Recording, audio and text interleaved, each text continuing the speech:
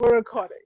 Mm-hmm. Hey, money magicians! Welcome to episode 6 of the Money Magic series. Oh, guys, I am in love with the series, and I know that you guys are too, because you send me emails and you just send me lots of inboxes. So I'm super excited.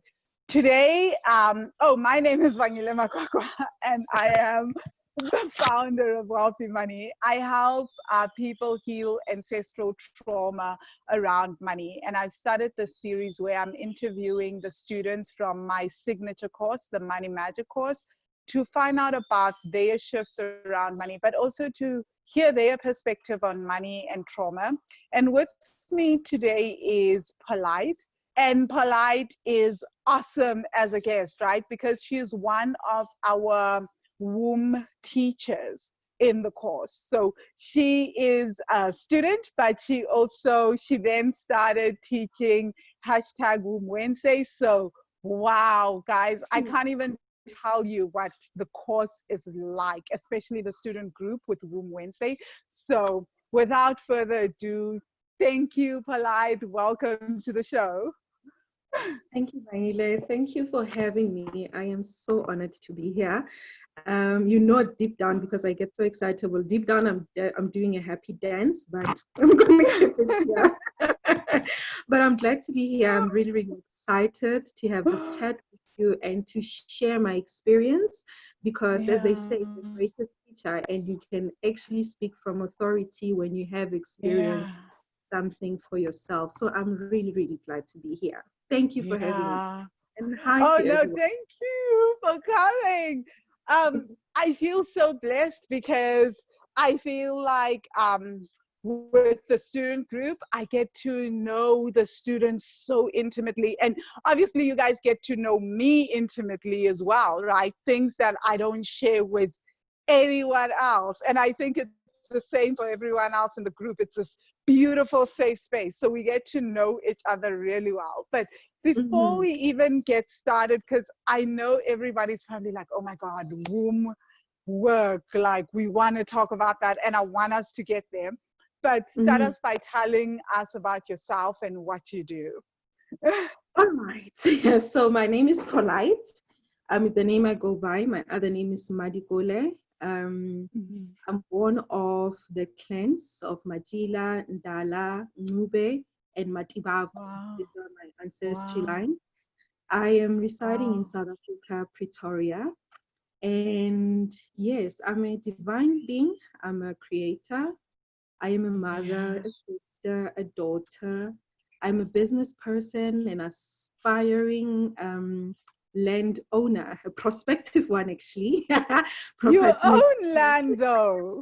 You can't be like, I am an aspiring landowner. So guys, Polite is being all nice, right? She invited Mizo and I, and we went to see. She actually owns land. She is doing some agricultural stuff, not some, she's doing agricultural stuff, right? And farming. And not only that, but she also owns a factory. So we came to see this land and the factory is in prime land. So I'm just gonna hype it up and tell the truth as it is, right? It's like the midst of all these big brands, right? Like, and Polite is like, the factory is right there. So it's prime land and it's really awesome. So there's no aspiring to it, Polite. You're doing things. Oh, well, I thank you, Ben, for highlighting my boss of invisibility during the people. During the people. You guys can rely on me to do that, right? Yeah, I know I can. But yeah, that's and yeah, so what I do, as Ben has already highlighted, I'm an industrialist. I'm a co-owner and partner in a manufacturing facility and a recycling business as well. So we recycle plastic and we manufacture plastic as well. And I'm also launching, thanks to the income challenge, I hope to get to share with on it later. I'm launching an online department, Greenlit Co, which will be coming September, surprise.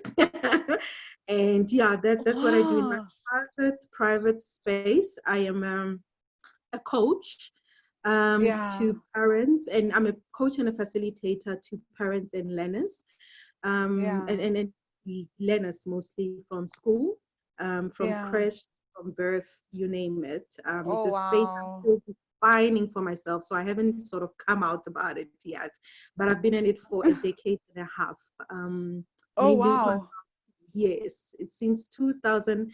I'm actually minimizing it. It's since 2003 I've been doing the work. Wow. One of those things that I'm hoping we'll get to expand on it, because it is so relevant to how you teach the Yeah. work, how you teach us Yeah. that there is, we should always ask what other way, what other way that is unique to me can I present Yes. particular offering. So for years I've been Yes. to articulate that, to say this is what I'm doing, Yeah. because it's like, oh, you're a career coach, but I'm not that, but I don't know how else. Yeah. No, I'm not Yeah. on career, and I'm neither a life coach per se. So it's a space I'm Yeah. still defining. So I'm working mostly with people who are risk takers and freestylers. Ah. So we like coaching Ooh. the spirit, and we'd like to put our children's life, our child's lives in your space. So yeah, Oh, so right now wow. as a basis. So I'm working with kids in schools who are normally in those grades, the kids that are always like, nah, they're not so clever. They are in those ED Yeah. country. If you are in grade 12, D, Yeah. E, F, G, we don't give you Ish. that much Yeah. attention. So that is the Yeah. I work with most of the time. So Yeah. yeah, that's what I It is so, yeah, sorry, I just wanted to say what you just said. It's so important because those kids are often not given attention. And the irony is when you listen to people like Robert Kiyosaki, they talk about the C students and your D students at times being the ones that go out to hire the A and B students and they start these incredible companies. So I feel like it is so important because you guys know I've shared this a lot in the student group how school was really, really difficult for me. It wasn't not the academics, it was the interpersonal things around school. It was all the other things. Like if I had to just go to school and write and do things, I was an A student, but I was also one of those students that was seen as deeply troubling. And at one mm-hmm. point, it was just like, maybe she'll get a matric and pass grade 12, and that is enough. You know, Yeah. and those were the aspirations for me. And that's okay. Look at you now, right? Yeah, so it's quite an interesting one. So yeah, I think maybe during the course of this interview it'll come up again, and maybe I'll add more meat Yeah. to it. Yeah. Oh, no, I would love to hear more about that. And I'm sure there's mothers out there who probably have troubled kids like I was a troubled kid, right? Mm-hmm. And they just like, we don't know what to do with this child. And I'll be honest, the reason why I even finished high school was because I was in therapy, right? And I was getting help to try and maneuver this world. And I feel like the reason why I can do wealthy money the way that I do is because I know that parts of me really struggle with the rest of the world, and how to maneuver Ah, it. So I've had to yes. figure out a way how to still be me. And instead of Mm-hmm. trying to fit into it, create my own thing and bring Yeah. my tribe who's like, no, this is whatever's going on here doesn't fit in with me, right? And I think that's why we like each other so much in the group because we're like, oh my God, we Boom. see each other. Yeah. Like Yes, we're I'm all not like, oh my alone. God, this makes so much sense. Because we all Yes. feel that Yes. sense of kinship. Mm-hmm. So yeah.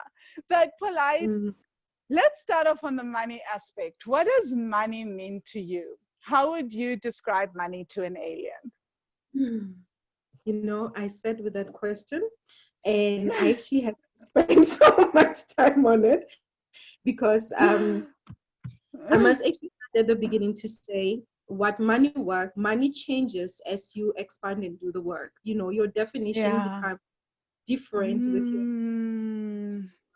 so the more you consciously and intentionally work with the work, the more you start understanding it on a different level. So currently for me, the basic would be that money is energy, and an energy that has frequency. It means it has frequency, and it is an external energy that aligns, because we are also energy as people, that aligns to Yes. our unique print. Do you get what I mean? So money takes the shape. Mm. So that's how I see money in Ah. energy. I am energy, but it will only take the shape of the unique print that I have. You know what I mean? So that's that, and two, it will be a point of reflection. I feel like money, and I will refer now quickly to the bank account challenge. Money shows you who Yeah. you are. It's one of those things, like Yes. relationships is a mirror. So I feel like money is also a Yeah. mirror. It's a good place to tell yourself the truth. I like how you say it in the bank account challenges, the Jay-Z code. Men lie, women lie, but numbers don't lie. You can tell yourself I'm rich and affirm all 10 years, but your account will tell you the truth. Your balance sheet will tell you the truth. Yeah. I think it's a beautiful mirror. If you engage it, it's a mirror. And lastly, for me, it's a platform for manifestation, experience, and expression. So I feel like money gives us that basis for us to be able to manifest, because in this 3D reality, it is an agreed means of exchange, where value is concerned. So if I want to manifest a car, for example, I mean a physical thing, I have to engage money. So it's that platform. And expression would mean that, because we are in a 3D reality, touch physical things, to me, to express myself artistically, I will need money to buy paints and all of those things. So, and to manifest my desire in reality and the experience of life, money becomes a co-creator and a partner in creating that space for you. So that is money for me. That's what it is. Whew. Okay, I love those. I love it because you just took the frequency aspect and you just took it a lot deeper for us. Wow, Mm-hmm. I feel like everyone's gonna need to like pause and just like sit with that, right? Because what you've just said is that actually what I'm hearing is that there is this interplay in the universe, right? It goes back to this law of divine oneness, that Yes. everything is interconnected, that the frequency of money also depends on my frequency, right? Yes. So my imprint also impacts the imprint of money and that frequency. So oh, wow. That is so interesting, because what came to mind for me was that if I believe that the only way to make money is through the hustle, then money can only come to me through the hustle, because my imprint is hustle. So I can Yes. only get hustle money. But if Yes. my imprint is ease, then I can get ease money. Gosh, Yes. Well, guys, you see why I do these interviews. wow. No, I'm actually even thinking that is so powerful. And to expand further on that, on what you just said, is that Yeah. it speaks of the truth. You know how sometimes we think we believe we are in ease mode, but we are in hustle mode, and we're trying to get money Yes. mode, and nothing comes through because our Yes. energy print is in hustle mode. And the truth means honoring that truth Ah. means that if I allowed myself to see myself and be truthful to myself and see that actually I love hustling, then it means I will align myself with that energy of hustling and then get money. Do you get what I mean? So Yes. make that sense, and I had that, I see now. Yeah. Oh my gosh. So I'm going to just jump straight into the womb work, right? Because I wanted to share something that came up with my relationship coach, whom I will have on this show later as well, even though she's not a Money Magic student, just as a guest appearance. It's one of the things that came up for us in the work when we're doing, because it's tantra work that we do, so there's a lot of womb work involved as well, right?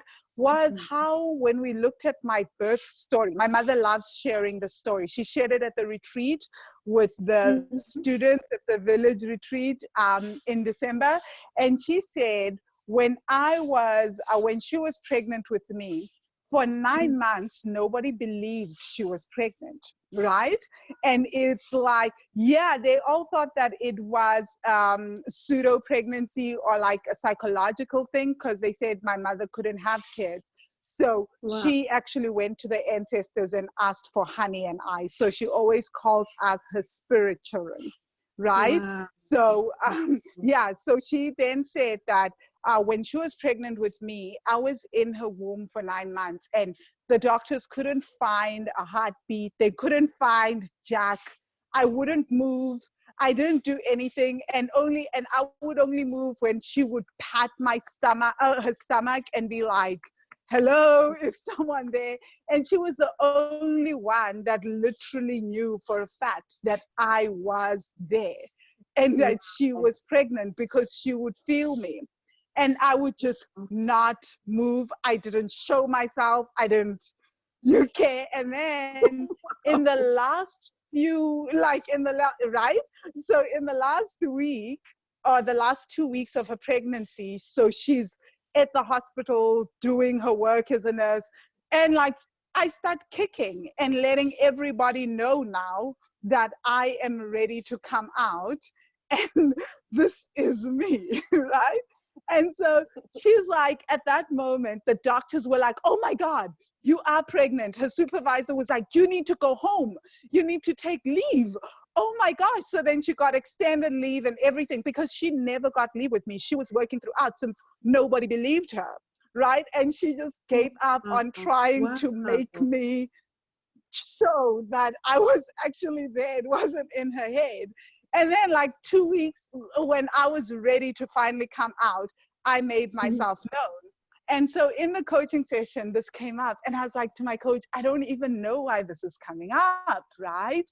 And so then then we started exploring it, and she was like, "Maybe this is just who you are. This is how, like, your personality has always been you." And since she's like also a very close friend of mine, she was like, "As long as I've known you, you only do things at a pace that is yours, that works for you." So this story just shows that if you are going to try and make things happen in any way, or be pushed into something, it won't work, even with your business, even with money. And may I tell you that that was probably one of the most transformative discussions I've ever had, because it helped me understand even who I was at my core. I started looking at how my things work. And it is true. Like everyone, and it's funny, at the retreat, everyone was like, "Yeah, we believe Van did that for 9 months in the womb." So all the Money Magic students were like,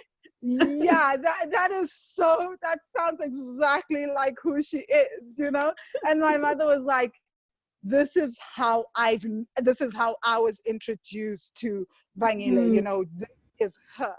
And when I think about it, for years, and she told the story in 2018, but for 2 years, it took me up until 2020, the beginning of 2020, when we did this work with my coach, to really grasp who I am. And I started to understand that, oh, this is also my frequency of money. Like I am so stressed when I have to do the most and show things and prove things. And you guys have seen that. Like in the course, I'll just be like, "I can't do it. I thought I was going to do a class today, but my womb is not feeling it, you know?" So this brings me back. This whole lengthy explanation is to say that we all understand who we are at our core. And if we operate from that, it affects our finances. It can really change our finances. But tell us about the link between money and the womb and our core personalities. And also tell us also about this kind of like understanding how our personalities are formed even in the womb, and how it works with money. That's it. Long story, but I'm sure people got the point. Well, for the benefit of those that have never considered the womb, so to say, or have never paid it attention, and to that extent that they would even link it to money, I would start with that it's important to take step back and reflect on the fact that every living human being that exists on this planet comes from a womb. It's quite simple to think about it, but it's actually profound in itself when you do the deeper. Every existence, most creatures are birthed from the womb. So it's your place of origin. If you think about it, your journey doesn't start at birth, it starts at conception. You know what I mean? So that 9 months was a whole journey. You were a living being. Do you get what I mean? Politics aside, though, a lot of things aside, it began. And I'm saying that taking your story into play, because I had an aha moment there, you know. That's your 0 point. That's where it all started. And that was your life, that was your world, that was where you existed first. So it's a place where most of us come into this world. In fact, all of us. I don't know of any person who landed. You know what I mean? I don't know any. So, and then secondly, I would say, just to build on this, is that with the money work that we do, or with the work that we do, you come to appreciate the body, because this is you were born, and you were conceived and you were born from the womb, then you exited and existed as a physical living entity here. There was a father of mine who said, your body is the only legal entity that allows your existence in this time and space. Do you get what I mean? So this particular body is very, very, very, I know, it's very important, you know. So it is to come home to the body before we can actually now zoom in onto the womb, because there's a very dissociative relationship that we have with the body as a whole. You know what I mean? So that's those are the. And thirdly, it would be, we are more than this particular body, the physical body. But the physical body in itself is an intelligent, there's no word to explain it, but I will just use intelligent. It's a highly intelligent, organized system put together that makes you a human being. Ooh, this is the point where we have to talk about your background in why you could say this. In human physiology. Exactly. So maybe Polite studied human physiology, guys. So this is why he also gets to teach the womb work, to teach us about our own physiology. But continue, Polite. Sorry to interrupt. Yes, so that's how it all started, actually, the journey. I'll share it towards the end of this answering this question. So so once you understand the intelligent mechanism, that this whole intelligence that exists that makes you legal on this particular planet, then you start having a deeper appreciation of it. So there's a popular phrase that talks about coming home to self, you know, going journeying within and all of those things. Initially, one would think it's woo-woo stuff, esoteric, you have to sit, meditate, think, and all of those things. But this work, and what I'm learning, even as I teach and I teach as I learn, is that the body is a living thing, and it's an actual practical journey. It's not a woo-woo, far-fetched, whatever. It's very, very real-time, practical. The body is living, the body speaks, the body hears, the body contains memories, the body is a library, the body is a record. It's magic. Basically, it's like you are freaking magic. You know, I don't have a better way to put it. So when you get to the point where they always say know thyself, you know, when you go to these people, help me, and like, no, you need to know yourself. Who are you? The first point of departure is to know this body. You know what I mean? Know your physiology.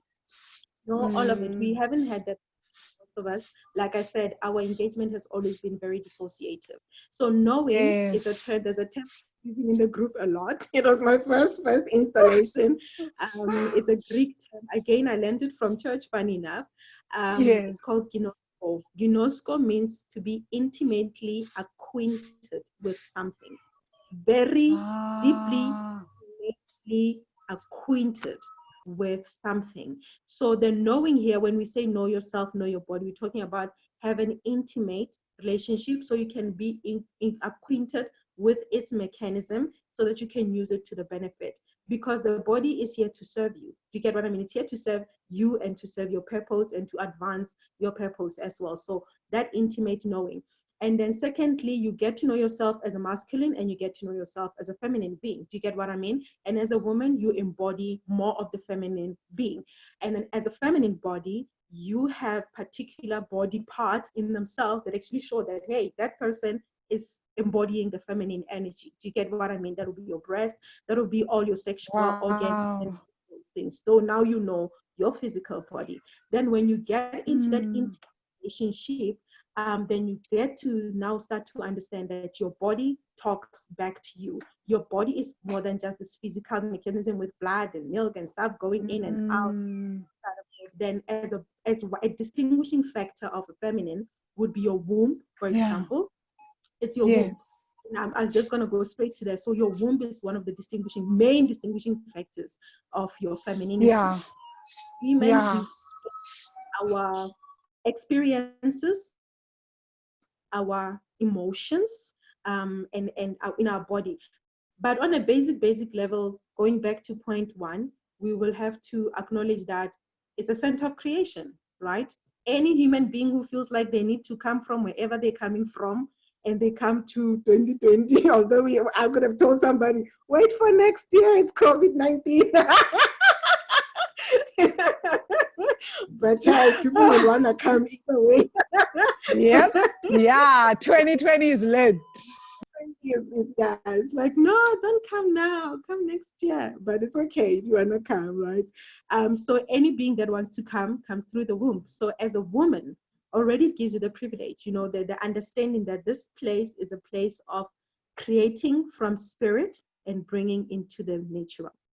Creating from wherever realm that bodily beings come from, and then it incubates and then brings birth. So from that, they always say as with spirit, as with the physical. Do you get what I mean? So it means that whatever you want to create, you have to tap into the womb. So that's the practical, simple way I can actually describe the link of the womb being the center of creation, and it being in the of I can create anything from my womb. So it leads to the fact that you incubate babies and you birth things into reality. And things, I mean, anything that you can birth through the womb. Do you get what I mean? One last point I wanted to make is that in the incubation period in the stomach. So before even incubation and creation, I actually wanted to say, so for the most part, we are creators. It's a given, right? For the most part, though, because of how we are groomed and how we grew up and how we indoctrinated, we create unconsciously. So whatever we see is not by chance. It's unconscious creation. It's just that. Do you get what I mean? So when you actually draw into your womb, you are taking a journey of privilege. By this is you are coming back to the point I was saying, I'm going back to my womb. And then if I get into my womb, the privileges of now understanding your power. That's the first thing. You get the privilege of understanding your power to now consciously and intentionally create and manifest the reality that you desire. Yeah. That's me, man. I even forgot what the question was. But you're right. I think we have all forgotten, and that's good. So now I guess the big thing is, now that you know that your womb is so powerful, how can you how have you been able to see ancestral trauma impact the power of creation from the womb? Because that's essentially the work that we do in the course, right? Is like we keep digging and then we find like things. Right. Let me just refer to my notes, because the womb work is a lot, so I had to really be very methodological about it. So I'm gonna have to. That's okay. Yeah. I'm loving Um, how when I ask you guys to come on the show, you guys are like, I am gonna make a few notes on some of the questions that you're gonna ask. Okay, then go for it. we take this thing seriously. We wealthy ones. It's our I culture. love it. I love that. This is why, guys, the student group is life. Because before people comment on anything, there is so much thought that goes into every comment. By the time Mhm. you read a comment, like you are having shifts on levels. You know, when Mhm. you bring a problem to the table, you know that whatever is being the answers or the comments or the questions that people are asking are always going to be on some whoa, that is next level stuff. I love that about you guys. We love you too, and we love that about ourselves too. It's a beautiful place to be. Yeah. So ancestral trauma then. I'm gonna first there was a question you had sent me that I want to, because like I said, my mind is already in this methodological set point where I had Go to now for think it. about trauma, right? And my Hmm. trauma, my former definition, and how where I am currently with trauma, and then it's gonna take us to ancestry and all of that. So initially, Okay, so let me ask that question then. Let's backtrack, guys. So, how has your definition of trauma changed since okay, doing the course? What did you think trauma was, and how has it since evolved? okay, so prior to that, there was no framework for me to even consider what trauma really is, honestly.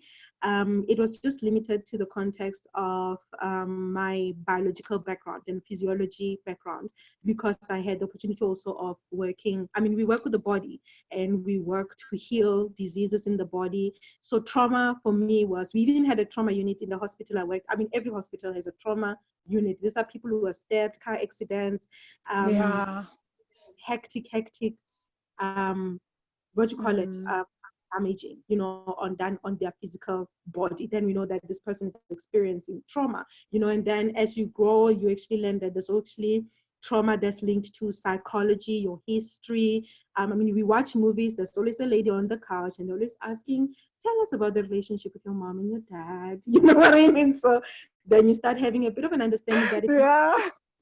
to your body, it's also linked to your mind, to your history, and how you Yeah. all of those things.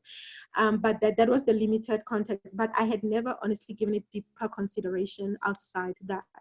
But what it came to me to be right now, when I sat with myself to say, what really has trauma been since I joined this course? For me, trauma is the excessive harm, right? That impacts spirit, it impacts mind, it impacts body, it Mm. impacts soul. So it can Wow. be in any part of your being. Do you get what I mean? So that is how it has Yes. expanded from just what I thought it was. And then it also changed. Okay, before I go there, it's also a desensitization of one's Ooh. being. So when you are being Ooh. absolutely sensitized from who you are as a person, you get in your totality, as a woman, as a Ooh. child, as a baby, Yes. as a grown up, as an old woman, as an old man, anything that desensitizes you from who you are as a being. Do you get what I mean? That's Yeah. so thirdly, trauma would be Wow. the Polite, what you've just said is so deep, hey? But continue. Sorry, I just wanted to acknowledge it. thank you for that. And then trauma would also be the lessening in one of the God self. So anything that comes into your life and lessens to whatever degree the sense of godliness, and the God self and spirit self and divine being in you, for me, is trauma. And the lastly, the Mm. is anything that disempowers you and an Mm. excessive. So we have the fact that it's an excess impact where you are so disempowered in any sort of way, such that you cannot have agency over your life, agency over your Yes. being, agency over all of that. So having Yes. said all of that, it brought a deeper context for me that trauma in Yeah. itself could be um, I thought that trauma was when it's a huge blow, and like you're bleeding Yeah. and all of this. And then I actually realized that Yes. actually trauma can be as light as a feather, it's like Yes. here that major trauma can be implicated with very light blows, as light as a feather. And that is why for most of us, Yes. we are traumatized. Do you get what I mean? Yes. And you Yes. indicated that there are things like spiritual trauma. When imagine Yeah. all your life, you've gone through your life being told that you are less than, that you are not God, that you're Yes. not divine, that you're Yes. not a Yes. creator, that is spiritual trauma. You're being traumatized, and it's Mm. it, it's nice, it's nicely done. And I don't think for the most part Mm. it's intentionally done, but a part of your Yes. spirit is finished with every time every person says or somebody says that to you. Yes. And again, every time somebody Yes. lessens your agency, your capability to the extent, because Yes. it has to be repetitive over a period of time. Do you get what I mean? That Yes. goes there, but because, like I said, it can be so light, it can be so elusive, man, that you don't think you are traumatized at all. Ah. So that is Yes. trauma is, Oh. my understanding through this work has become. Yes. And I'm just Yeah. thinking, when you were talking about that, it's like something that we keep touching on in the group, even this thing that parents do to children, that you take a child to church, you know, and that child Mhm. says, church is not my thing. Like, I'm thinking to me, for myself, I was very, very lucky that my mom found the church when I was in my teens and could finally advocate for myself.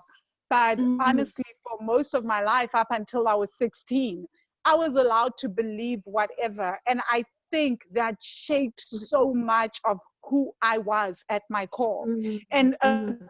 big thing, it's like, I came home, I know, like at the age of 10, like they would try to get me to church on Sundays. I'm like, I don't do church, Sunday school. I'm already traumatized by school. Please don't make me do this. And everyone in the house was like, yeah, whatever, let her be. There was no forcing. But what I Um, see often in the group is this thing that keeps coming up for us, was how there were spiritual violations, and we don't even think of spiritual abuse as a thing, of this mhm. soul that comes into this world, and a soul knows who they are, knows their journey, just like I was saying, being in the womb for 9 months, right?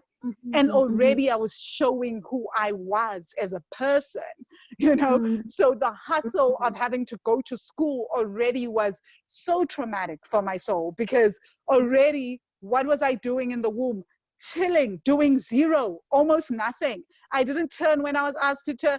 I didn't do anything. I mean, I turned, but like, I didn't kick when I had to kick. I didn't do anything. I didn't show myself when I didn't want to show myself. So that in essence was me.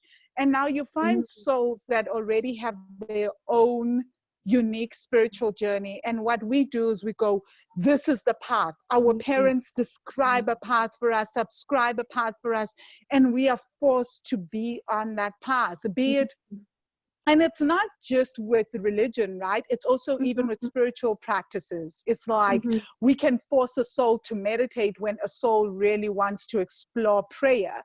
We can Yeah. force a soul to do ancestral practices when a Mhm. soul is Mhm. here to explore, I don't know, atheism, or being atheist or something, or agnostic, Mhm. anything that has nothing to do with us. And we don't see that as a deep, deep trauma, of like spiritual trauma that is carried Mhm. by a soul. So Mhm. when you look at that, you would think, this has nothing to do with money, and this is not a Yeah. trauma, this is just something that I did. But Mhm. as we do the work in the course, what comes up is, this is a deep God wound.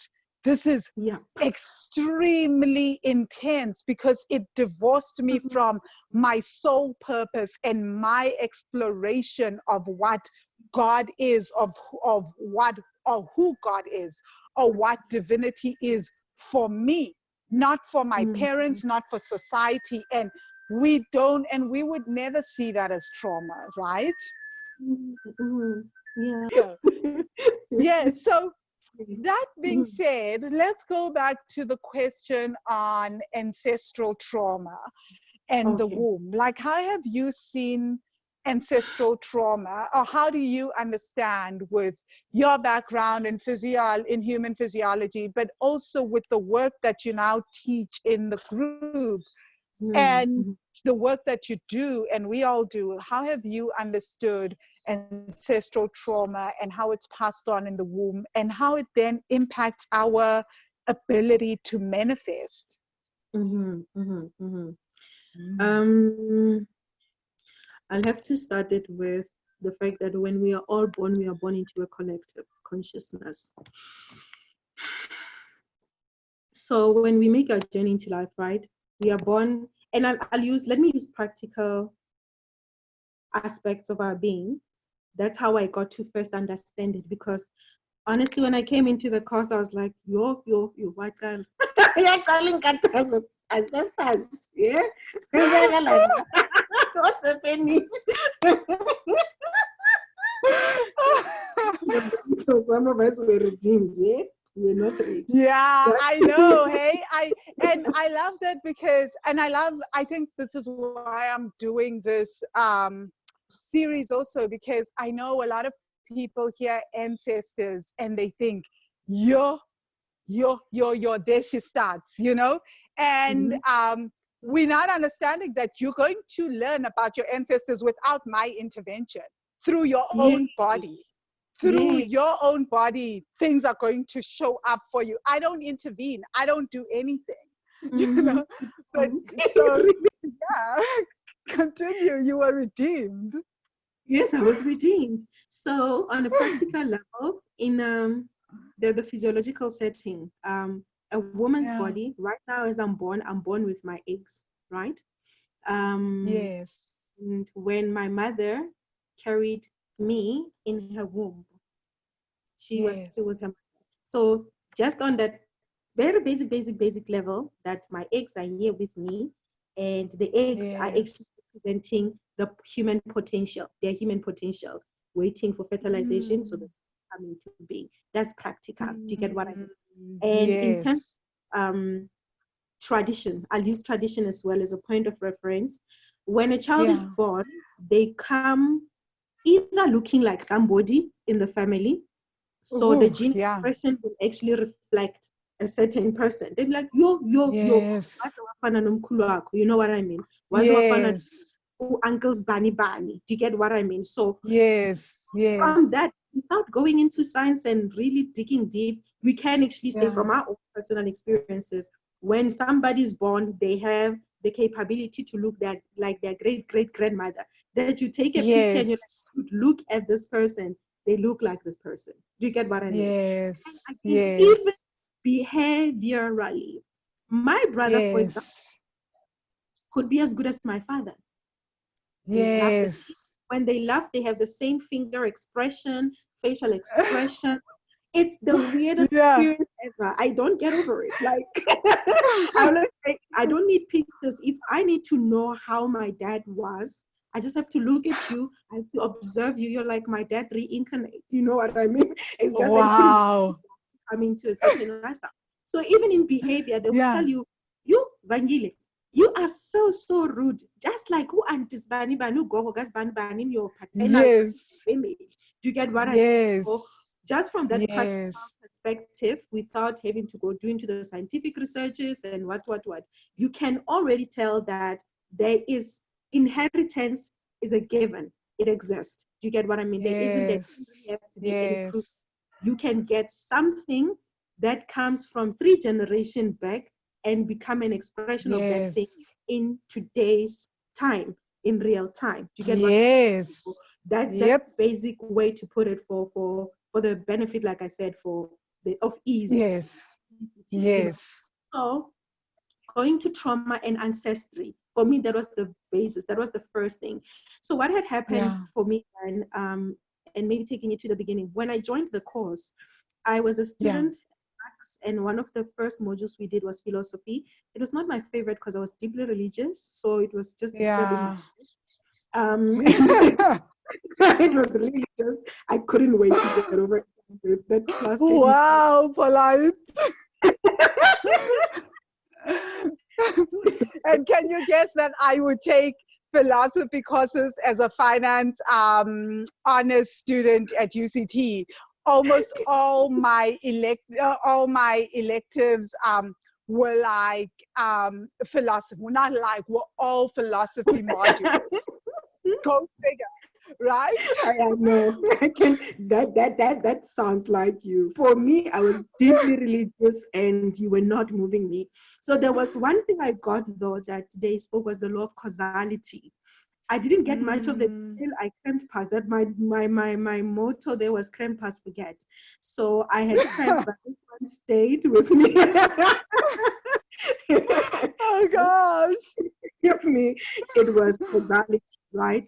And Yeah. from the beginning of my spiritual reference, I understood life to be a newborn baby, its pure essence, right? Hmm. And through the journey of life, you gather experiences, whether they are yours from your parents and doing things you do, and that's the material you work with. When you are facing trauma, when you're facing pain, the memory are limited to the point of your arrival on earth. That was my understanding. Yes. But then Yes. I actually started having a discord within myself because I started experiencing challenges that I couldn't trace back because this was it was a scientific, Mm. you're feeling this way, something must have caused it. And for me, I'm limited to Yes. lifetime, right? And to the people in my particular Yes. realm of existence. So Yes. I could only trace it to myself. But these things I couldn't trace, they were not mine. You know, I have to be honest. I could feel Yes. not mine. Why am I struggling? Yeah. I didn't do anything that warrants me to be Yes. experiencing this particular thing. And that is where I started having Yes. issues. But I didn't know how to deal with those because I had no framework, I had no Yes. reference or anything. So Yes. when I came into this work, that was my biggest, I don't want to lie, that was my first biggest shift when I understood that I could Wow. actually be carrying trauma that has nothing to do with what I actually did. Do you get what I mean? I am, Yes. Yes. you know, just as with tradition, just as with legacy is given to you, I'm a continuum of something. So when Yes. I come in, I'm like, no, Yes. alas, I'm their extension. I'm a daughter of the Matibakos. I'm the daughter of the Nubes. Yeah. I'm daughter of the Matilas. All of that thing is Yeah. inside me. It's in my body. So when I'm saying I'm Yes. a daughter, I can't nitpick what part of me is their daughter and what part of me is not. Yes. Hey, yonke Amen. into. Yonke Yonke into. into. Hey, Yes. I'm a daughter of abantu baphuza bathanda utshwala. So somewhere inside Exactly. Right? you get what I And mean. what So that means is that we are everything, and just like we are everything in this yeah, body, right? Because you'll have an ancestor that was pro sobriety, an ancestor yes, that was like, alcohol is my jam, an ancestor that was all about dancing, an ancestor that lacked all the rhythm in the world, you know? So there'll be all this. And then you'll have an ancestor that had no concept of money. And then we have ancestors, all of us have ancestors that have like big concepts of money, that built things that the next generation destroyed, and then another ancestor rebuilt. So we have all this within us, right? yes, And it's yes. also about unlocking the things that need to be unlocked and then Unlocked. healing the things that need healing. Yes. Yeah. And and again on that point of ancestral trauma. So because we're born in the womb and the feminine Yeah. is the only entity currently that carries a physical body into being, and your life begins in Yeah. the womb being the Yeah. center of emotions. It means whatever emotions that are Yeah. in space at the time, that is your world. Do you get what I mean? That is your world. Yes. Get what I mean? You are not. Ooh, so you are sitting, so in those 9 months, you are sitting in this womb that your mother has, and whatever emotions she's carrying, memories she's carrying, it's your house for 9 months. House. You are It's soaking it all up. yes, you are. Yo. And remember, at that point, they are still in themselves existent. So their experiences, past, Yeah. processed, unprocessed, is there. And then if you ever go, I wish I had specialized in genetics. I'm hoping one day in my life, because we're looking at ease and freeing time in our wealthy group, as magicians, I get to really go into that. Genetics, Yeah. I didn't like it as well, like philosophy, like things that threatened my belief. I love it. Hey, that's so interesting because we get to see how our thoughts also impact what we open ourselves up to in this world, right? So Yes, wow, so powerful. Our core beliefs impact what we allow in, and how far yes. we go into certain studies and things. It's Mhm, interesting. mhm. It's quite interesting now that you're saying it back to me. I'm seeing it. So yeah, with genetics as well, because that the whole cell division and the forming of the zygote and all of those things, it's all DNA replication.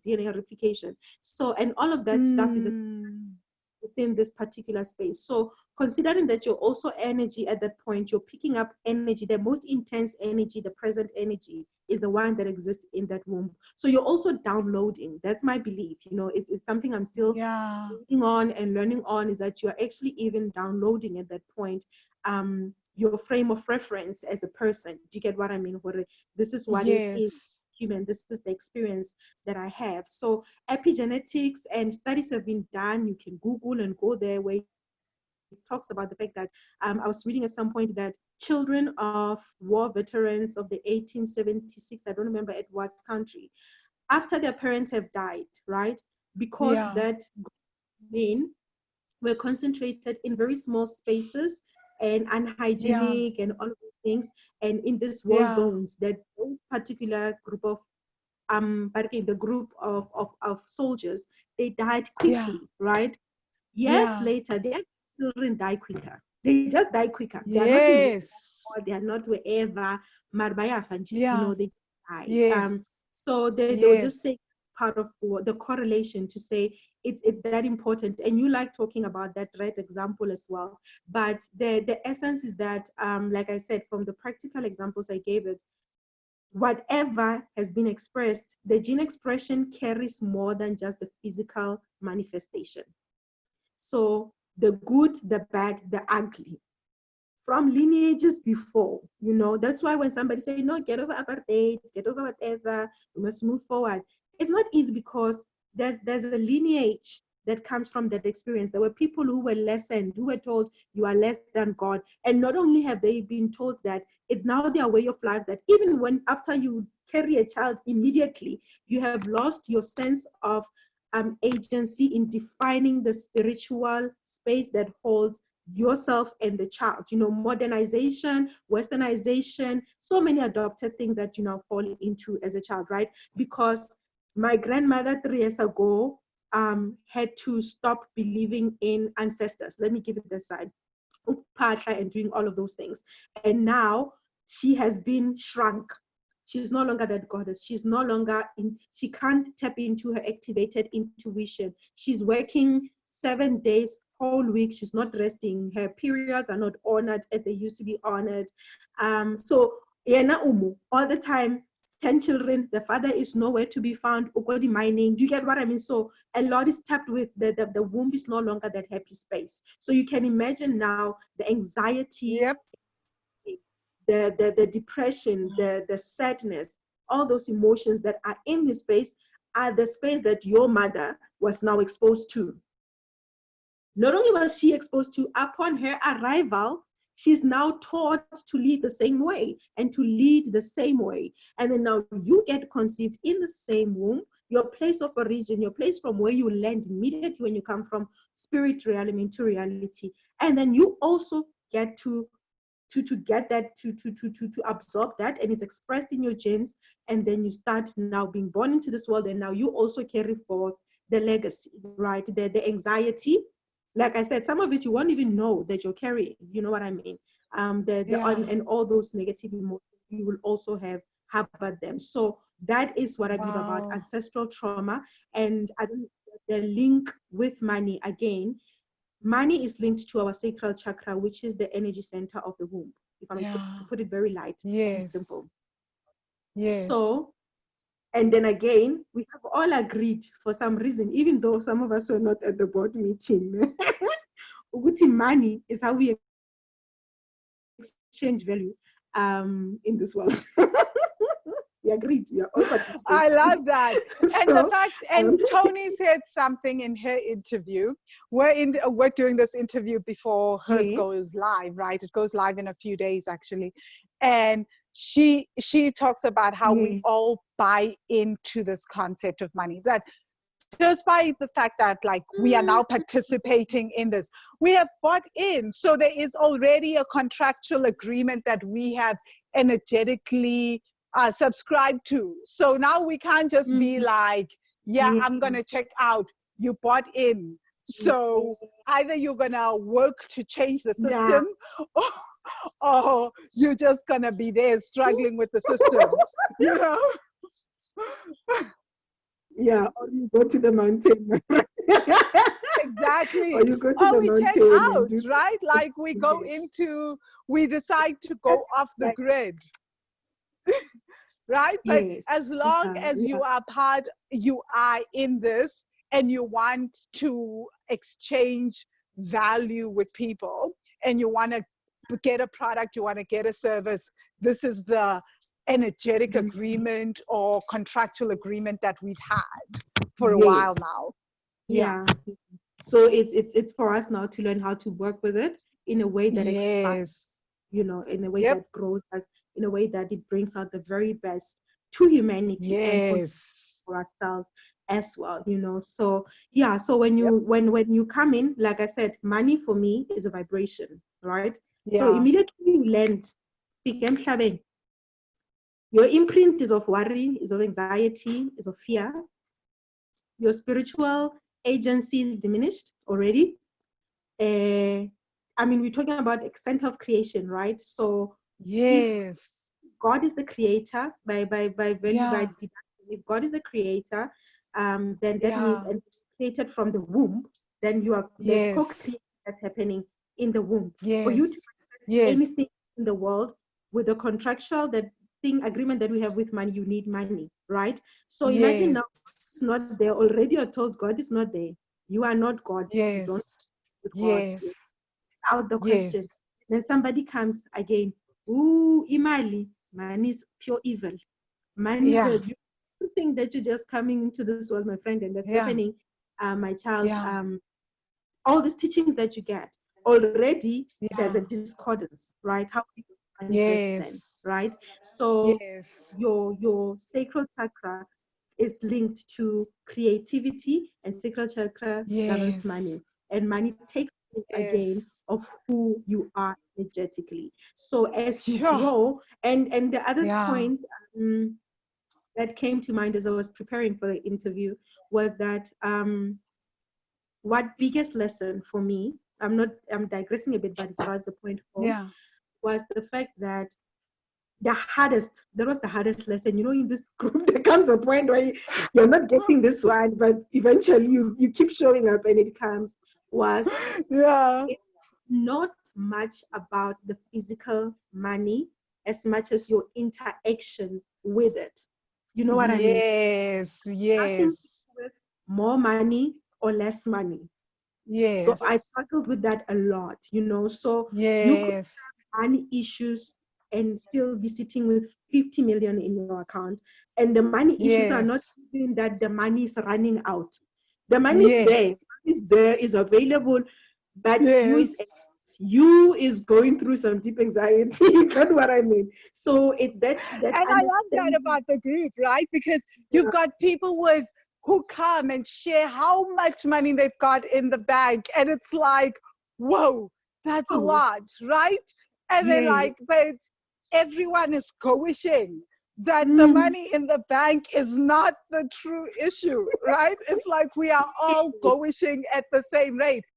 And then you've got yeah. someone who has almost nothing and they just like, I'm calm this month. It's so relaxed. And then you're like, yo, Better. this is such an it's such an amazing thing to observe, right? And that's Yes. where I think most of us don't realize that, yeah, Mm, the trauma is plays out so differently, right? It's that you can have lots of money and see it and still feel like I don't have enough, right? And still Yes. come into the group and go wish that there's not Mm-hmm. enough. And yet, Mm-hmm. like, compared to most of the world, you were like, what are you talking about? But that's because it's got nothing to do with the money. It's got nothing to do Yeah, with the money. I think that was one of the yeah, biggest lessons for me as well. And I think it was in the yeah, account challenge when I read that, I'm like, what does she mean? It's everything but money. The more you do this work, you learn it's everything but money, because money will take the shape yeah, of you. I like one guy gave yeah, a and again it's a pastor, me and yeah. church.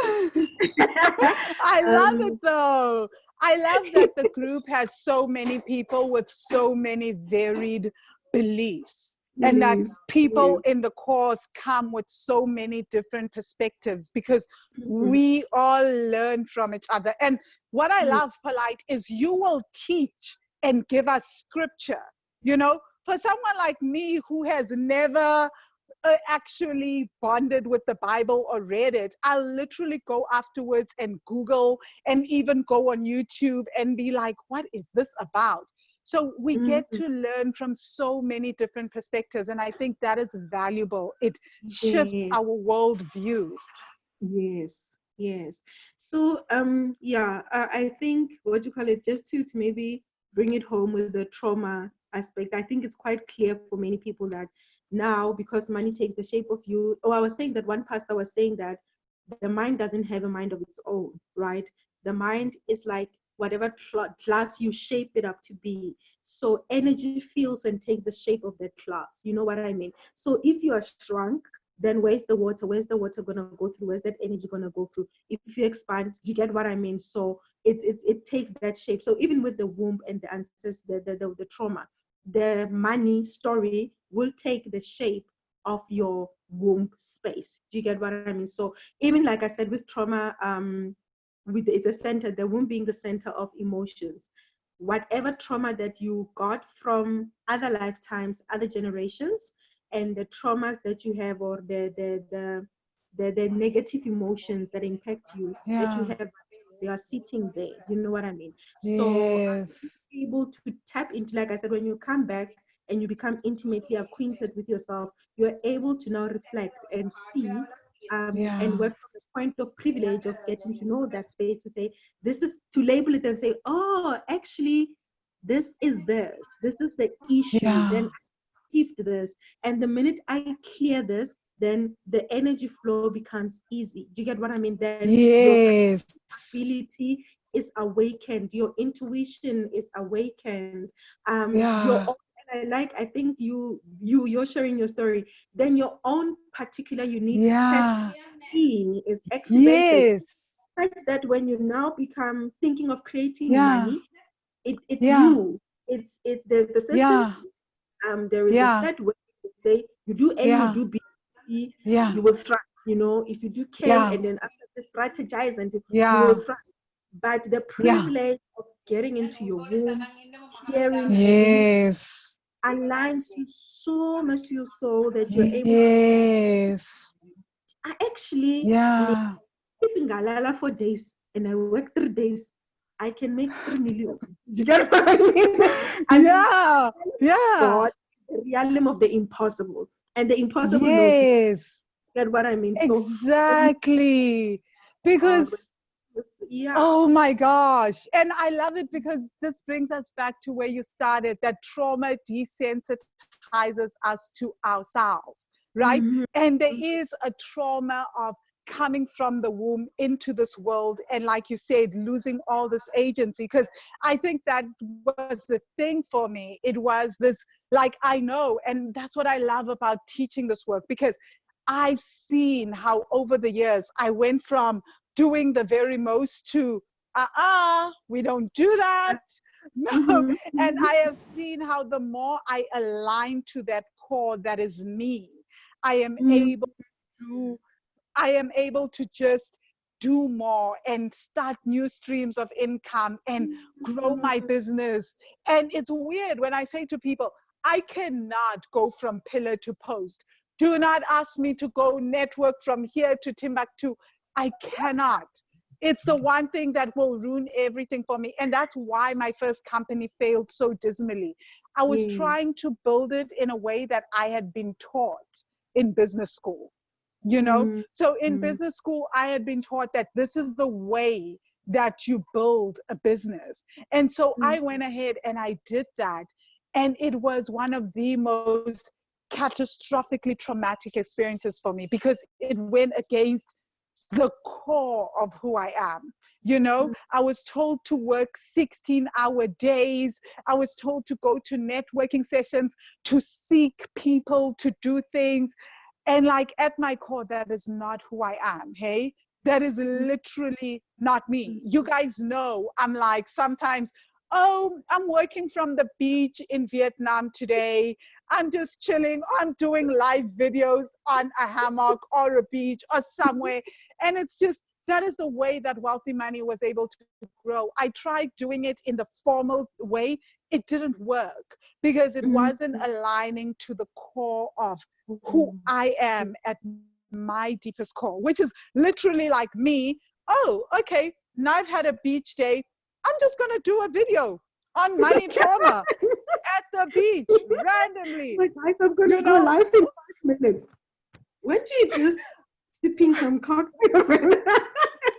I know you guys are so used to that, though, right? You're just like, what the hell? Like, now, and I found that right now, I found that the students don't complain. Why? Because one of the things that you guys have found, and you guys actually sometimes say to me, Van, it's time for you to go traveling, to do something, because you see the difference in the content, the difference in what I teach, how I show up, right? When I am doing that versus when I'm trying to do it in the formal manner. And I'm like, there is a set time tomorrow. These are the days when I'll show up for the lives. Forget it. You know, that is not how it works. So this brings me to this amazing, the next question, which I'm sure everybody's like, so what shifts have you seen in your income, in your finances since starting the Money Magic course? All right. I know there's notes here.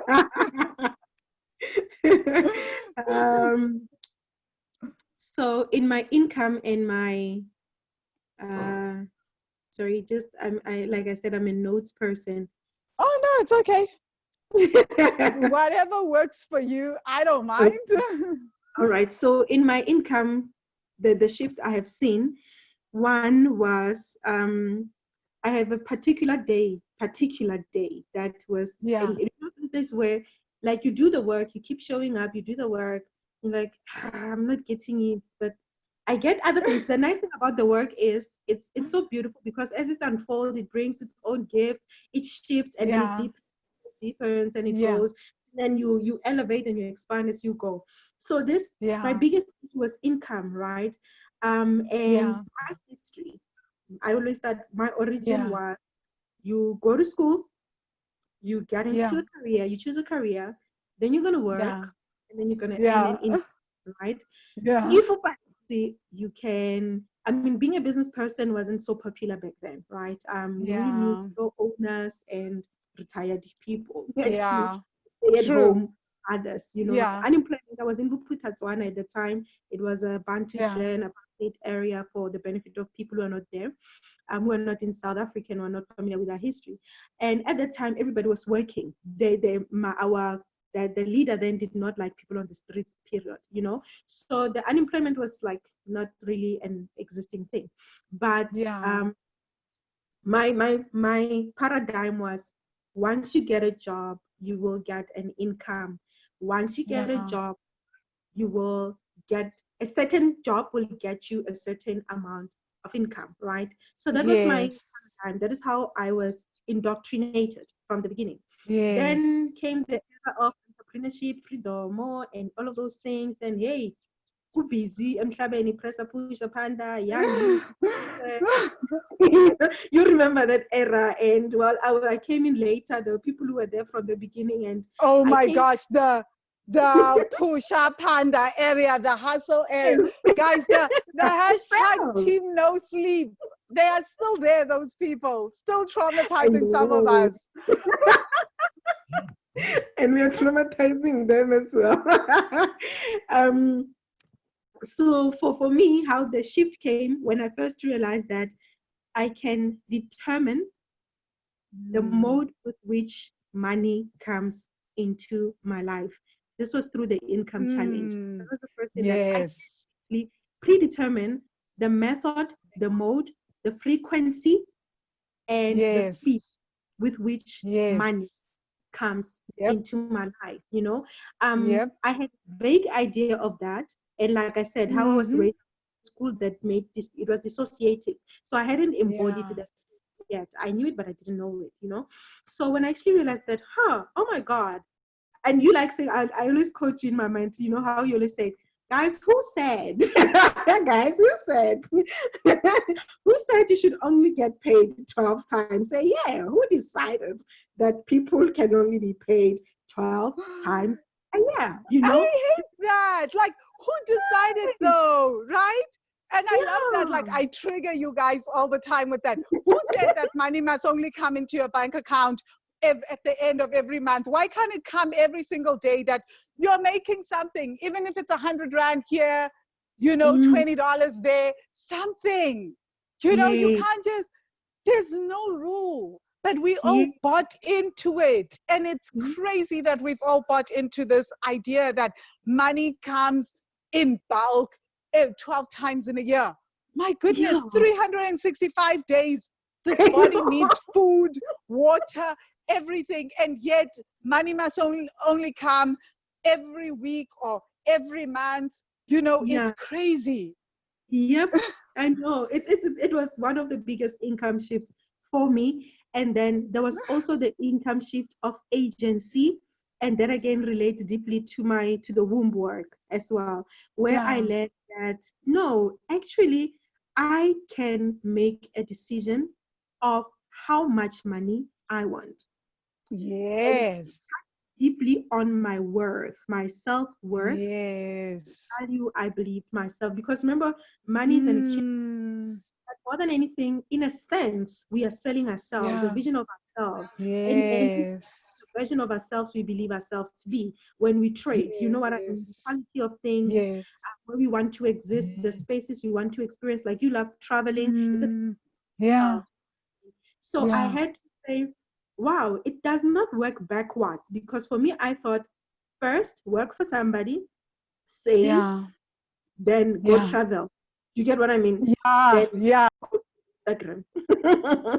Yeah, but that's how. But I actually realized no, it doesn't come from outside. So that took that power literally from the system. I won't even lie and try to water it down back to myself to say, come to think of it, because you would make us say, guys, I'll keep quoting you, guys, homework, it's the one I don't like it one bit, but I have to do it.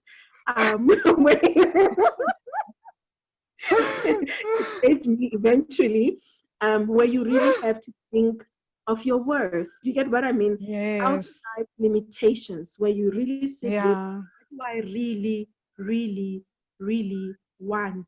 You go into your womb as a woman, Yes. even. I mean, you Yes. started with the womb work, you were teaching us to Yeah. sit in the womb and actually find out, what do I really, really, really want? Because that informs Yes. then the income. It becomes that you activate an energy, Yes. that money space, that the opportunity, Yes. the creativity that shows the possibility. Do you get what I mean? That says, what is Yes. possible? How can I do this? So your intuition, your drive, everything comes from that center. It gets activated when you draw within. So my income shifts were not actually money, physical money, because I thought income shifts from 0 rands, 10,000, from 10,000 to 100,000, from 100,000 to Yeah. 1 million. Yes, Chisa, we're going to a billion. That's what I said when I thought, yeah, again, Yes. I had income shifts. So when I discovered, Yeah. real. So now owning my agent, Yes. those were the main income shifts. Savings for me Yes. was, Yeah. I thought I didn't think much of the in-bank account challenge, I was like, one. We're gonna do it. She started again with the bank account challenge. So, but because I think that's what everyone thinks. They just go, hey, there she goes again. There she goes. Like, I found my piece. There she goes to destroy this piece. I I do know it. she I just wants destroy. to. It was I going well. destroy people's peace. I know, like nobody, absolutely no one. Then, guys, next we're gonna do the bank. Why then? Why? But it's very important, when you're a new student, you actually learn to pace yourself and to. Yes. And I think patience and a good and an understanding that you're healing a lot more than just yourself. It's a generation, the Yes. it keeps you Yes. in doing and showing up for the work. So for savings for Yep. me, one big shift. Savings for me, it shifted from just accumulating money for a purpose, right? For a Yes. purpose, because that was not necessarily my issue. My issue were the distractions that would Yes. me from that which I was trying to build. So I had worked Yes. for years, right? And I would say, Yes. and then something would happen, something would come. Every time I say, hey, people submit their own budgets, yeah, right? And then now I find myself obliging. So the issue was not because this. now people have budgeted using you. Yes. It's like, yeah, I'll do I something. love it. This one for 300. Or people, what we have, it's a language in the wealthy money. People manifest emergencies, and somehow because closest to you, and again relationships, whatever, then your own sense, you have unhealed guilt in your body, right? You're holding, a lot of guilt. You feel guilty when you don't give people, you don't have boundaries. You're scared of saying no because losing love, you're scared of losing respect, you're seeming how Yazbona, manje, you bought a BMW, now you think you're better and you're not taking, hey, you're not taking us along. I like that analogy of Jenny from the block. You're not Jenny from the block way now, you go alone. So you're scared of that. Then suddenly, here I am, a mother of one, and I put money aside. I'm like, you know what, I'm gonna invest in something so that this becomes a legacy from my son. Then my third aunt from the other relative of that side, something happens. That has absolutely nothing to do with me. But she happens to be Gogo's favorite granddaughter of the sister. And the grandmother's like, ooh, let me try my child, Polite. And it's like, yo, Ungani Wako's Banban. And when not because you vows loyalty to your grandmother, you take the legacy of your child without thinking. And then all of a sudden you've given it to Auntie's Bani Ban. Then you don't realize. And then what is left with you now? You start getting palpitations, anxiety around money. Own story. You're proving the truth of no, there's not enough money. It's enough for me. I'll never make money. I'm never gonna make it, and all of those things. So that was the biggest takeaway for me. One of the last bit on savings was it is the place where I got to meet the divine. Especially in doing the money work. By this, I mean, when we say namaste, namaste, namaste. I see the God in you.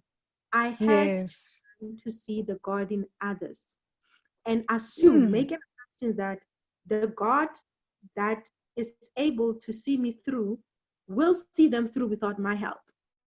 You know what I mean? So, because I was emotionally vested in everybody else except for myself. That same God that dwells in me is the same God that dwells in them. So I had to trust their journeys. That's the spirit of money connecting with the divine and money meditation coming through. Oh, that is deep. So when I said that, I was like, okay. So it created, without me consciously absolutely doing it, it created a boundary that my no from that. You must learn to say no. When people say money, you must learn to say no. That could only sustain me for a while. It can only sustain you, and that's what I'm saying, right?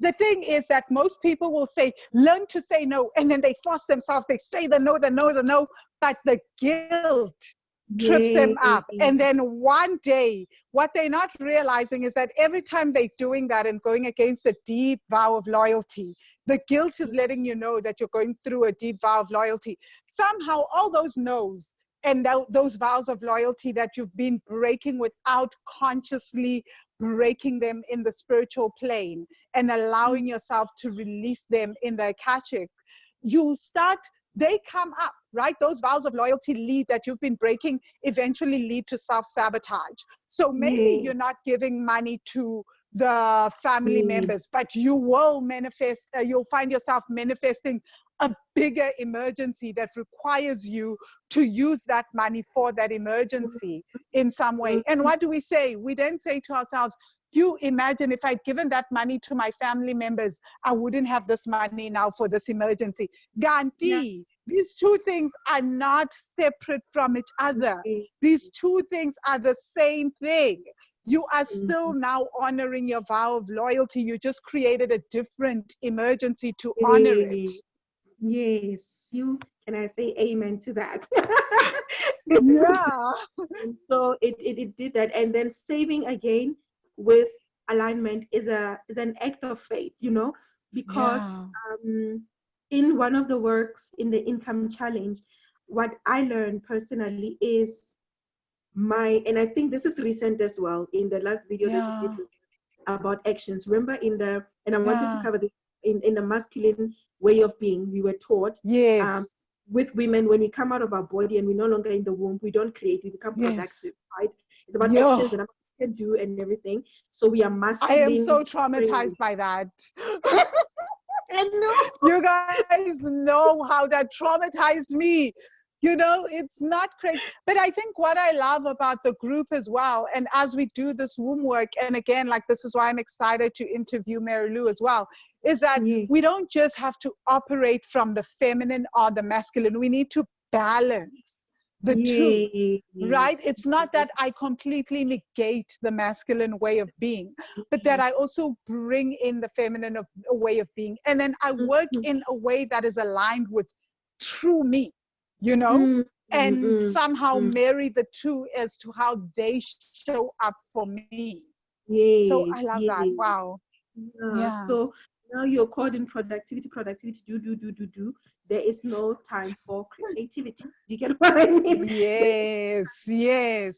Think about it. Have fun with it, because women like nice things. Yes. The feminine is movement, it provides us with a space of what you call it, powers us with the capacity to handle change, create change. That's what I mean. So that the capacity to expand and say, what more could there be?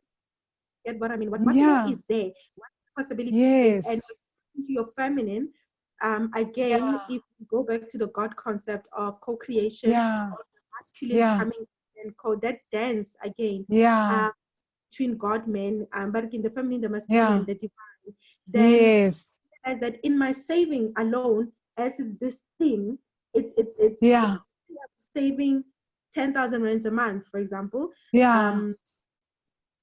My divinity is not limited to what 10,000 rands in real time can do. I hope that comes out clear. Yes. Clear for me, and I'm sure for the Money Magic students, but let's break it down. Because I think the best way that I can explain it in terms of an example is how most of us, and I've seen this with myself too, I keep seeing this. And I was just thinking this the other day. I'm like, this is crazy. My budget says this, right? And like, these are numbers that have always been on my budget. And so and then I pay everything and I'm still getting the same salary. Then why? I kept asking myself this the other day. I was like, why is there more left over?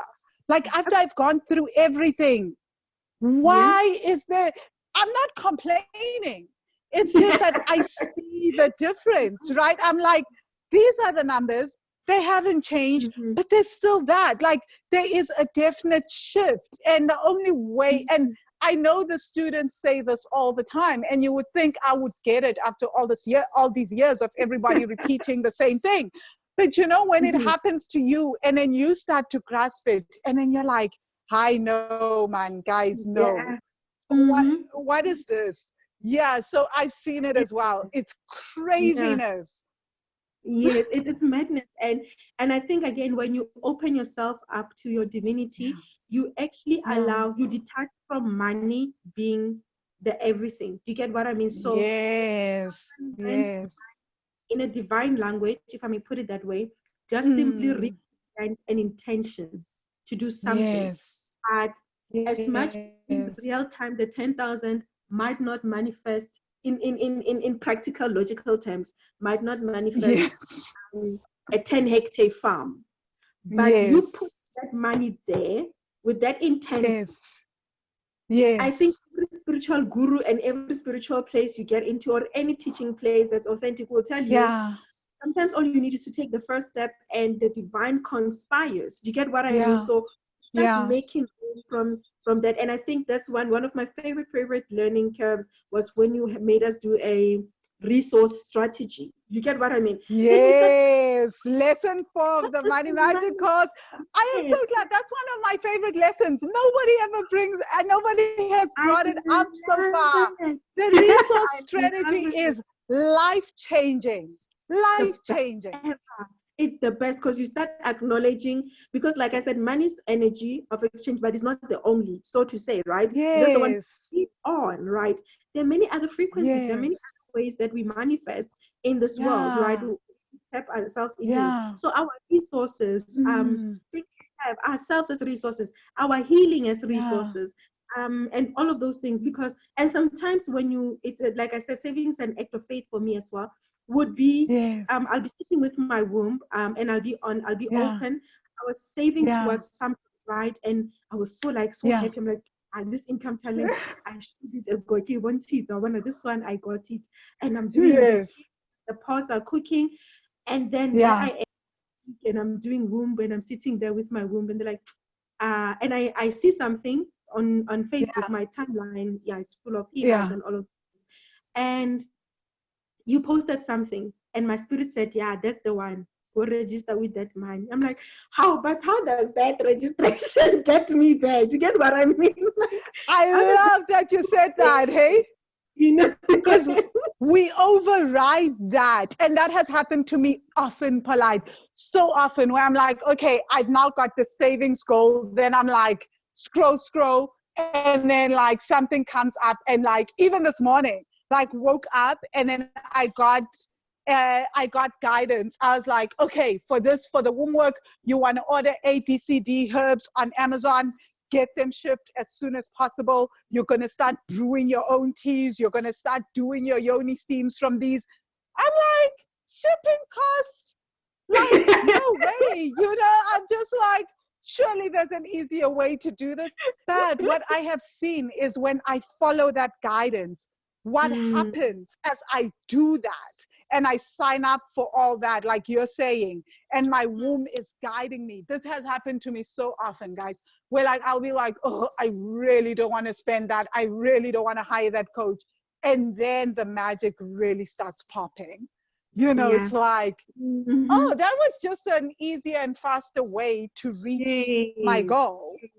Yes. And I think that's Yeah. why I appreciate you as a teacher, because some of these things, like I said, remember I grew up in a place where things were linear. This is how things are supposed to be, and this is Yeah. how things come about. Yeah. Even in our saving, even in our investment journeys and all of those things, Yeah. we are doing it in a dissociated manner sometimes, um, Yes. not Yes. drawing our deeper intuition, because the quick way is not Yes. the obvious way. I think Yeah. my belief right now is that logic is not, I thought it was the highest level of intelligence. I mean, I went through school, hello, in this age and era, but actually realizing that Yeah. there's more to the body, there's more intelligence outside Yeah. this one, even higher than Yeah. this particular one. So Yeah. just having adopted that, then I actually realized, and with the savings, my journey in the savings, it was like I Yeah. said, God, it was my first interaction with Yeah. God in the States, and to learn Yeah. to walk with Him, and to learn Yeah. to flow. Like I said, Yeah. femininity, flow, and fluidity. And when you tap into it, you Yes. actually have the privilege of walking in the capacity of change and being able to handle change when Yes. it comes, and to Yes. maneuver.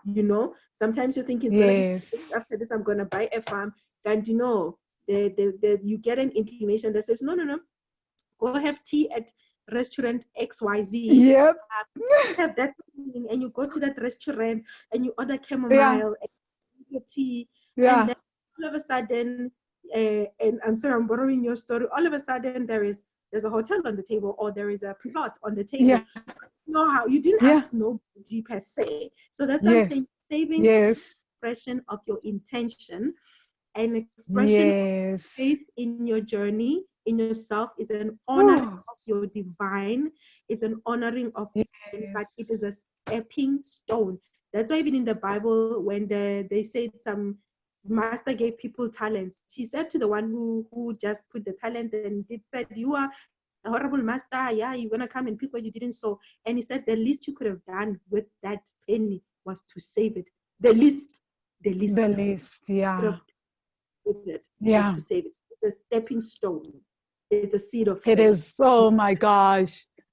Yeah. Ah, Polite, Mm. you have said I'm so much. Like, wow, I welcome. can't. Like, I feel like every interview just keeps taking me deeper and deeper. Guys, these are the conversations we have in the student group. Like, imagine you are in this with like 100 women, and this is the stuff that they bring to the table daily.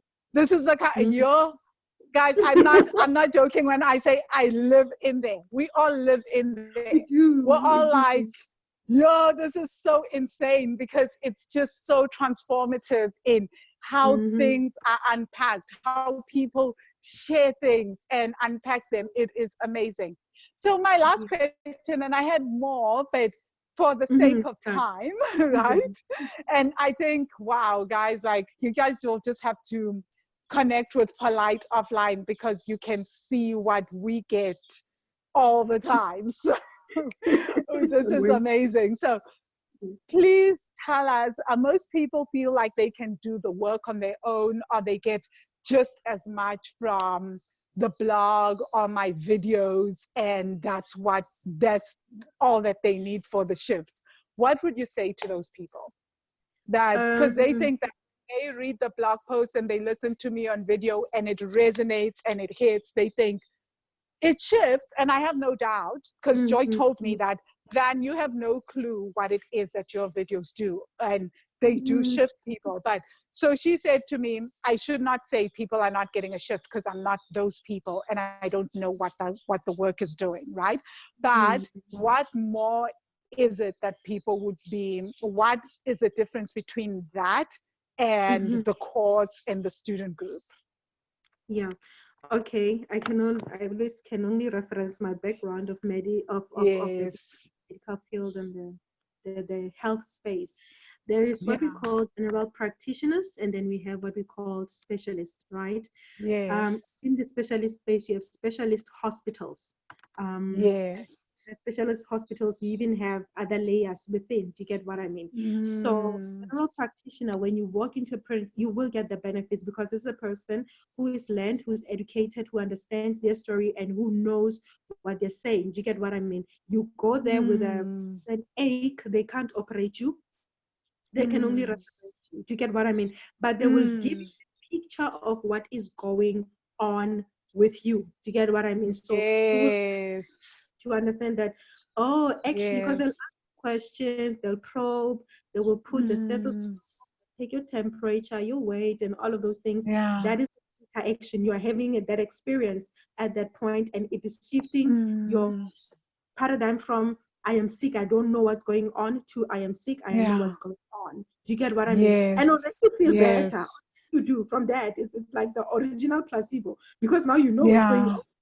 So, Yeah. but now the doctor can do more than that, right? Yeah. The deep healing, they can give you the pill to ease the headache. Well, if it's like a simple thing, then maybe tension headache, you can say, don't worry, go home and drink a pill, right? But now, Yeah.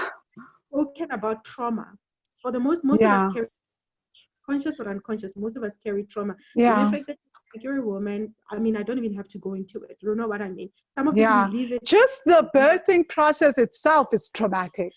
Just like traumatic. leaving the womb to come into this world.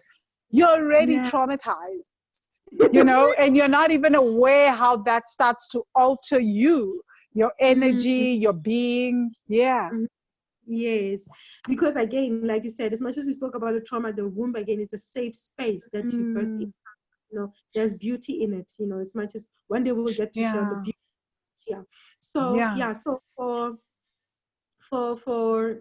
now I've lost my train of thought. Where Oh had I no, so said you were saying about the practitioners, and so yes, the the the business. practitioner So can't really go deep in the same yeah, way as a specialist. yeah. So if you had cancer, right? They always say, Yeah. or anxiety or some emotions are the cancer of the soul.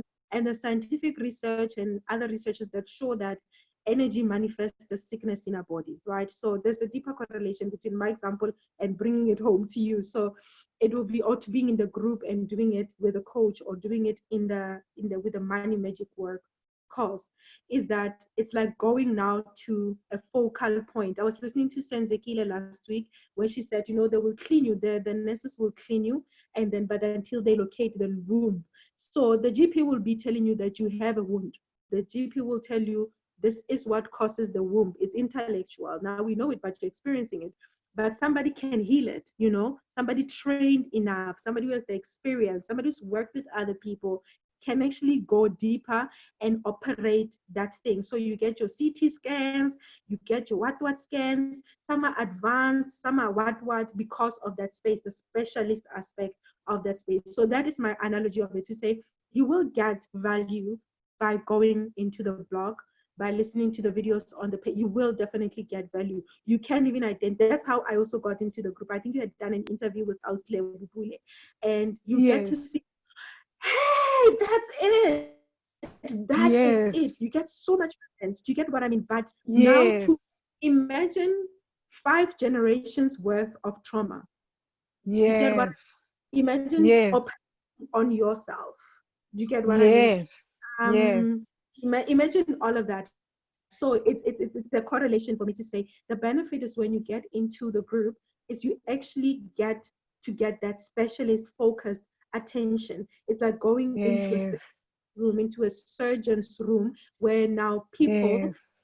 and in the group, and I'm now going to take it to the group itself, Yeah. we grow together, because we grow together. Hey, it's a very beautiful Yes, we do. Myself included. Like, I'm thing. growing with you guys. We're all growing. As I expand, I go to my Yes, coaches and I come back and I unpack with you guys. I'm like, so this is what happened in my coaching session. This is what my coach said. This is what I learned. Guys, this is how we're going to heal this. I'm going to create a new lesson just for this because and I I know see that. it. I mean, Yeah, exactly. you know, So so there's so much. I love and this.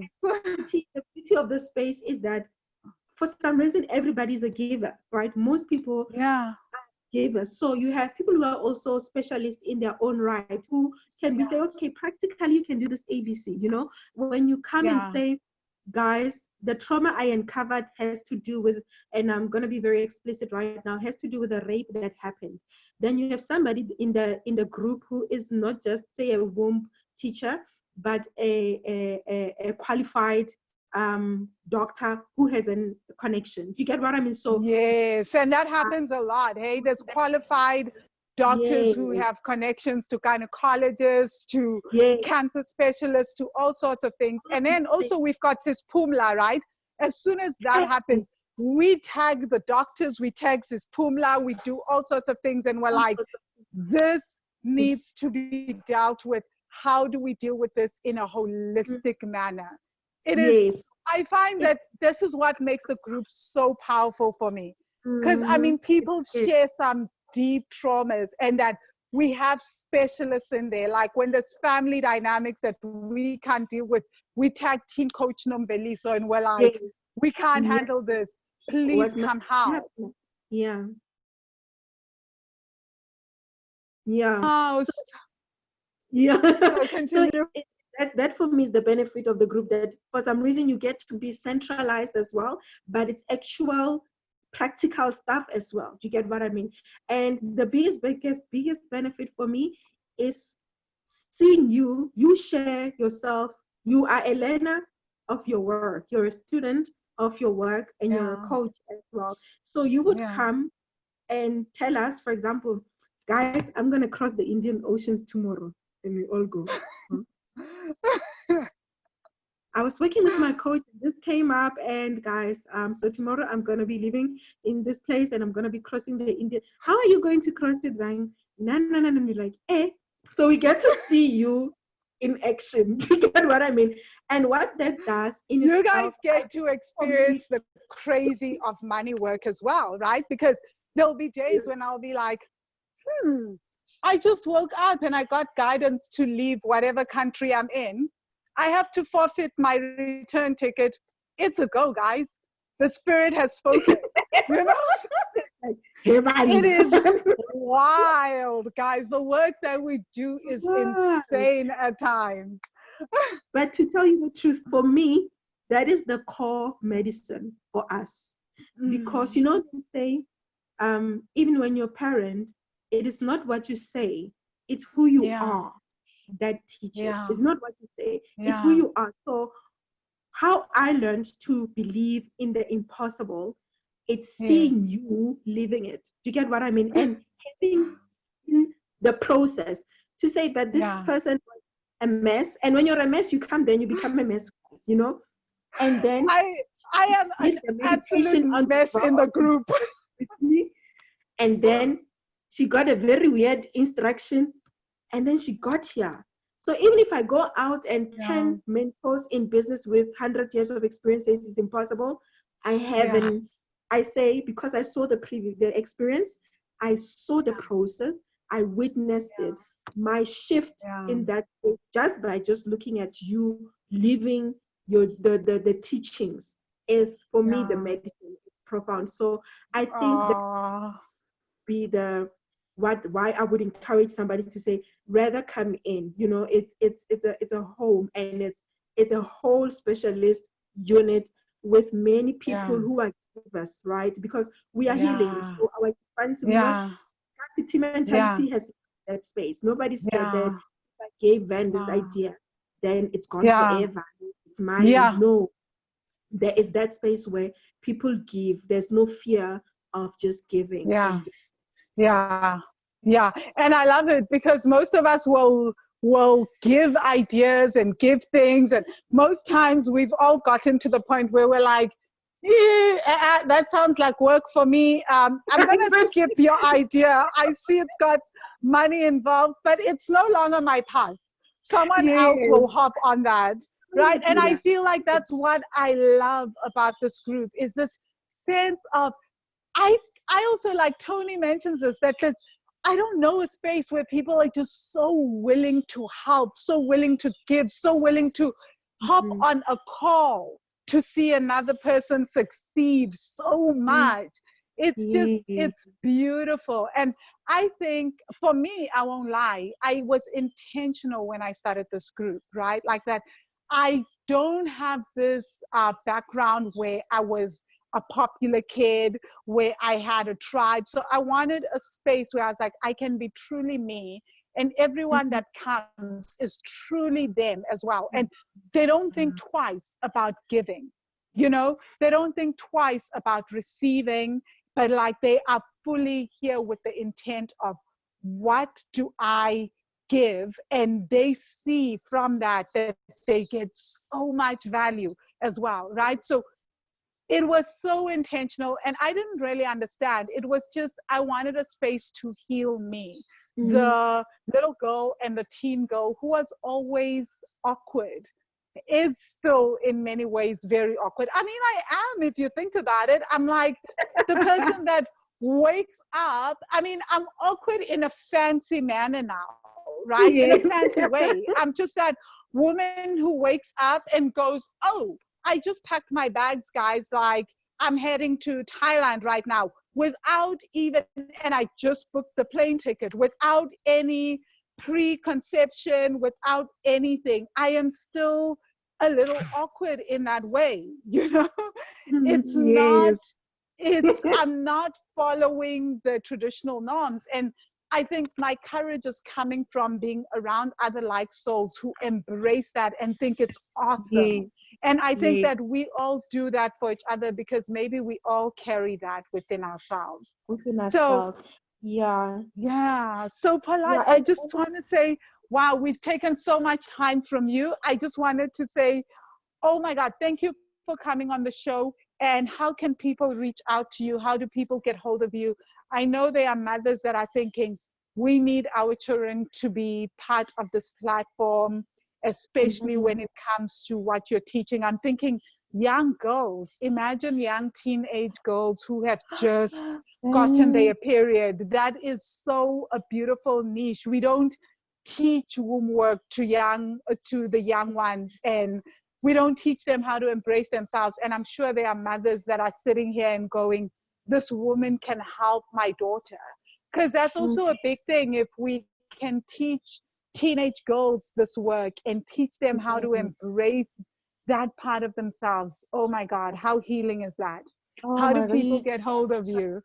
you just affirmed me. Thank you so much. You can contact me. My Facebook. I'm on Facebook only for now. I'm yet to adjust to Instagram and Twitter. My name is Polite Matjila. That's where you can get hold of me.